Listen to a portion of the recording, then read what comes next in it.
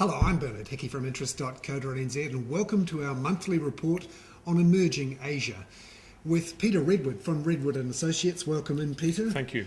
It's good to find out what's happening with China, which of course is so important for this part of the world, Australia and New Zealand.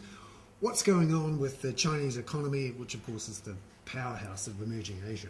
Well, I think the big surprise was the National People's Congress with Premier Wen coming out and announcing a downgrade in growth expectations to 7.5%.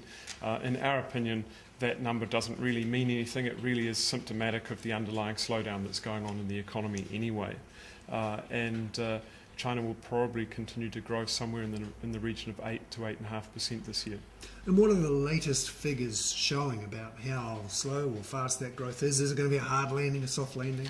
The latest figures are definitely in line with a soft landing scenario. So even the trade numbers that came out a couple of weeks ago support the soft landing hypothesis. So industrial production's come down to around 11-12% year on year.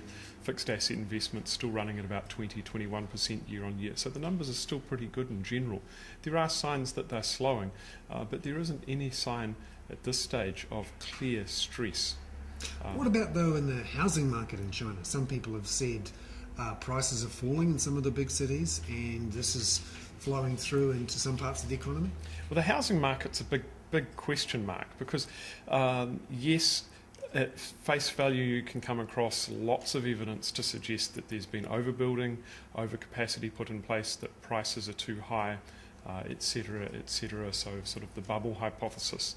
And I think that in some areas and in some markets that's definitely true. For instance, developers got a higher premium for producing higher-end condominiums, so they produced more high-end condominiums and a lot less lower-end houses and apartments for people. But the reality is it's important to bear in mind two things. Firstly, the urbanisation process in China still has a long way to run. Only about 50% of people live in urbanised areas.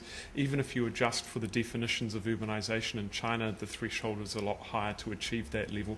It's still probably only about 55-60%.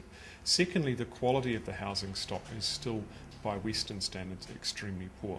So there's a lot of need for people to upgrade their housing, and I think that we'll see more of that going forward. Looking at the import and export figures, which also caused a stir this week with the deficit, one of the highest in more than a decade, what does that say about what's happening in China? Well, I think the first thing to realise is with an economy like China's that's growing very rapidly, it's very easy to get the highest ever trade deficit because when the numbers are doing this, you can easily get, it's obviously the difference between two large numbers and you can get a very large swing, and that's really what we saw. If you take January and February together, the deficit was about $4.5 billion, which is only fractionally above the roughly $1 billion of January and February last year. If you look at the export numbers and the import numbers for January, February this year versus January, February last year, it still supports a general trend of growth. So it's important to remember, firstly, what is the contribution to growth impact of that trade number? Once you look through the January, February and March numbers, it suggests that trade is probably providing a modest drag to growth, but only a modest one. Then when you look at the current account and the trade balance together, it would suggest that the current account surplus is continuing to come down, but a lot less dramatically than that number would suggest. And interestingly, we're seeing lunar effects occurring elsewhere in places like Australia and Japan. So Australia, we saw the trade number come out last week. The initial reaction was for the Aussie dollar to sell off very hard until people realised, hang on a minute, the January trade numbers were suppressed by the effects of the Lunar New Year.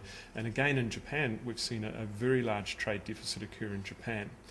But if you look at trade numbers between Japan, Korea, Taiwan and China for February, we have that data from the Chinese, Taiwanese and Korean side, not from the Japan side yet. It suggests that the trade numbers are going to bounce back very strongly.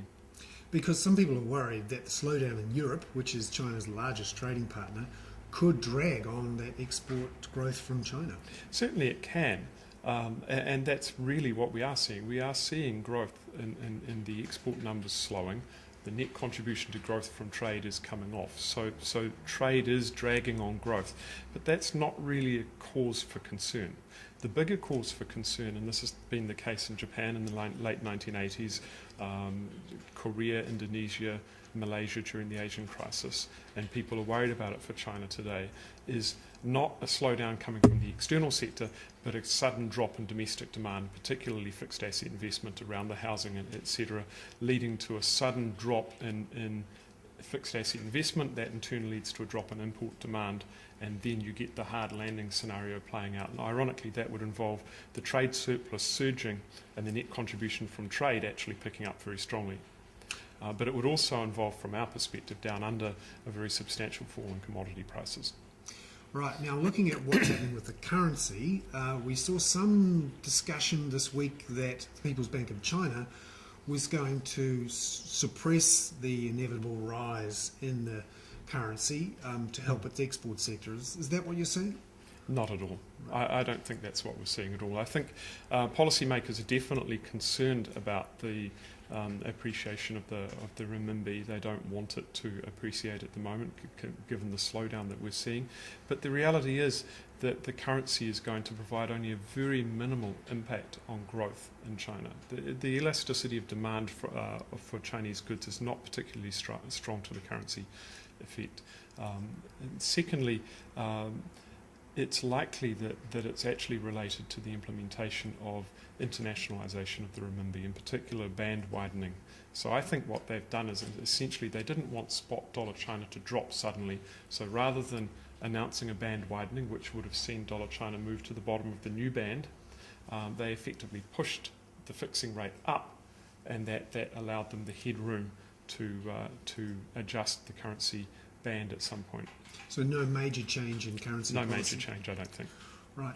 Now, just looking ahead over the next few months, what are the key things to watch for when you're looking at emerging Asia, what's happening with growth, and what it means for this part of the world?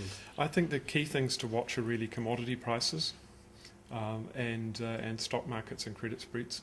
And we're not out of the woods yet. There is still a very significant debate going on about whether China is experiencing a slower landing or a harder landing, and certainly experience suggests that it can turn down very fast if it does.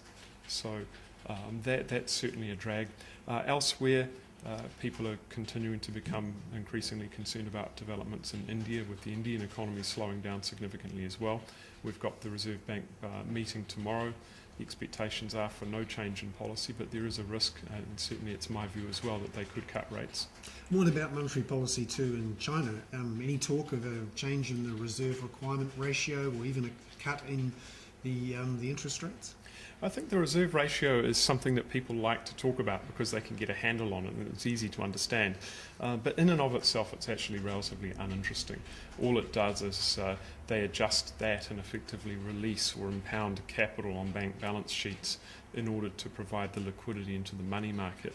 What matters is systemic liquidity in the interbank market and interest rates. Just as we see here, what matters is where the OCR is and where the front end of the OIS curve is. And in China, it's where the 7-day fixing rate is and where the front end of the Chinese interest rate swap market is.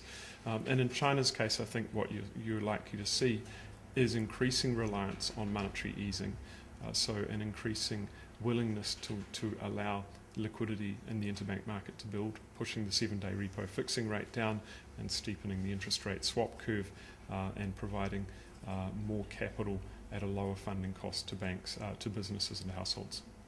Excellent. Peter Redward there with our monthly report on emerging Asia, and in particular what's happening in China. I'm Bernard Hickey for interest.co.nz.